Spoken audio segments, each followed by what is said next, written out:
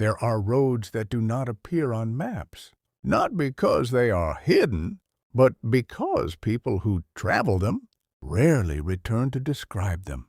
Many years ago, there was one such road, a long, broken stretch of asphalt that cut through dead forests and forgotten land. The wind there did not feel natural. It felt like it was listening, and if you drove too far, just when you thought you were lost, you would see it. A house, standing alone, like it had been waiting. A young man named Caleb found that house years later. He wasn't looking for trouble. He was only looking for somewhere cheap to live. The price was so low, it made no sense. When he asked the agent why, the man didn't answer immediately. He just looked at the paper, then at Caleb, as if deciding whether truth was worth the risk. Finally, he said only this: "People don't stay there long." Caleb laughed, thinking it was just superstition. That was his first mistake. The house stood at the edge of nothing, no neighbors, no animals, not even birds dared fly above it.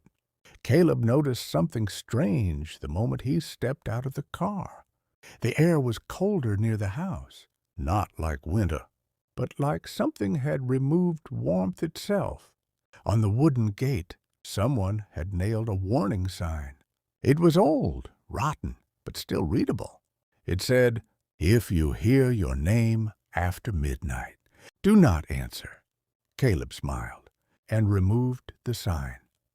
That night, the house did not feel empty. It felt occupied. Caleb lay in bed, trying to ignore the silence.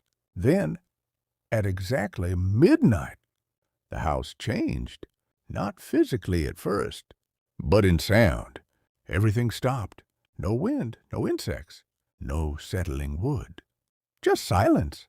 And then a voice, soft, close, right outside his door. "Caleb!" He froze. No one in the house knew his name. Caleb told himself it was wind. Old houses make noises. That's what he believed. But then the voice came again. Closer. "Caleb!" From the hallway this time. He opened the door. Nothing. But the hallway was longer than before. That was impossible. He closed the door again, and then he heard it, inside the room. By the third hour of the night, Caleb stopped trying to explain things. The house was no longer just old wood and nails. It was behaving like something alive, something aware. He noticed it first in the smallest details. A picture frame on the wall, now facing a different direction. A chair that was not there before, placed at the end of the hallway, and the smell, like someone had just left the room, but no one ever entered.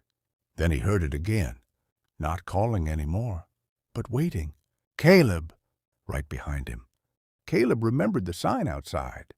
He laughed at it earlier, but now he understood why it was there. Because the voice was no longer asking. It was testing. Every time it said his name, it was waiting for something inside him to respond. A memory, a weakness, a moment of emotion. And then it found it. His mother's voice. Soft, broken. "Caleb, please." That sound did not belong in this house. And yet it was perfect. He whispered without thinking, "Mom?" That was the mistake the house was waiting for. Because the moment he answered, the house changed again. Not the walls, not the doors, but the meaning of space itself. The hallway became longer. The ceiling became lower. And the darkness stopped being empty. Something was now inside it. Tall, still, watching. It did not rush. It did not need to, because Caleb was already trapped. Caleb ran, not because he believed he could escape, but because something in him refused to accept standing still. He pushed through doors that were no longer where they used to be. Corridors folded into each other like memories collapsing.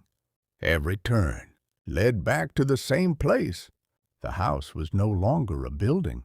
It was a loop, a thought, a trap built from awareness. And then he saw the exit. Real light. Sunlight. Impossible, but real. He stepped outside. The air felt normal again. The world looked untouched, as if nothing had happened. Caleb smiled. He had survived. He walked toward the road, where a car was already waiting. The driver rolled down the window and asked a simple question. "Are you okay?" Caleb tried to answer, but something felt wrong. He touched his face and realized there was nothing there. No mouth, no eyes, just darkness where a person should be. The driver screamed, because Caleb wasn't escaping the house. He was carrying it out. Some say the house is still standing, waiting for the next person who thinks they can live inside it. Others say it doesn't need a house anymore, because it learned something that night. It learned how to leave. And if you ever find a house that feels too cheap, remember this. It is not selling a home. It is choosing its next body. And if you hear your name after midnight, do not answer. Not because you are afraid, but because something inside your fear is listening. For more stories, kindly subscribe, like, and leave a comment.